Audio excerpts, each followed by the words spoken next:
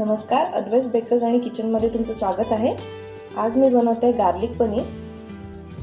त्यासाठी लागणारे साहित्य, सुरुवातीला मी एका बाउलमध्ये गरम पाणी घेते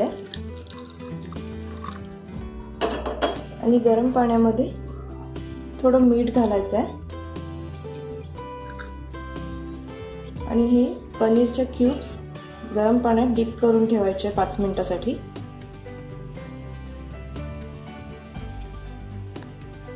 गरम पाण्यात ठेवले आहे तोपर्यंत मी 20 ते 25 लसूणाच्या पाकळ्या घेतल्या।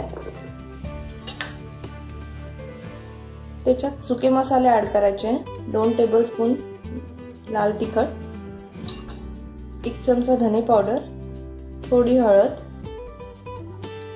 आणि 2 चमचे गरम मसाला,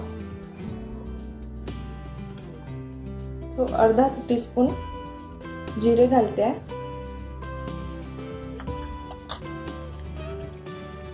आणि 1 चिमूटभर हिंग,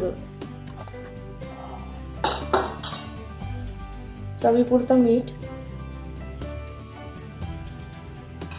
आता हे आपल्याला ड्राय सगळं मिक्सरमधनं वाटून घ्यायचं आहे आणि मिक्सरमध्ये याची पेस्ट केल्यानंतर ही दुधावरची ताजी मलाई आहे ती ऍड करायची आहे।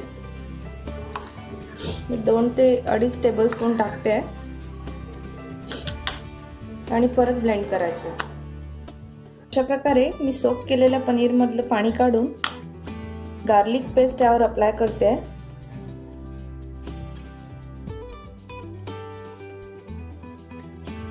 दोन्हीकडनं छान लावल्यानंतर एका बाउल मध्ये शिफ्ट करते मी याला।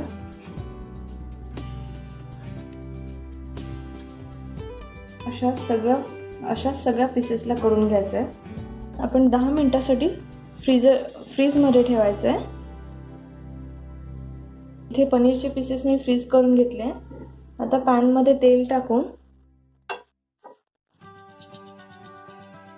तेल गरम झाल्यावरती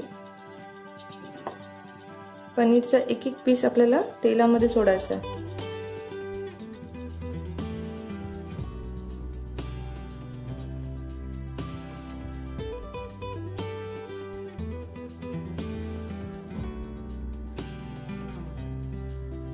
तेलात फ्राय करताना खालच्या बाजूने पूर्ण बाजू लाल होऊ द्यायची आहे। 5 ते 7 मिनिटात पूर्ण लाल झालं म्हणजे फ्लिप करून दुसरी बाजू शेकून घ्यायची छान।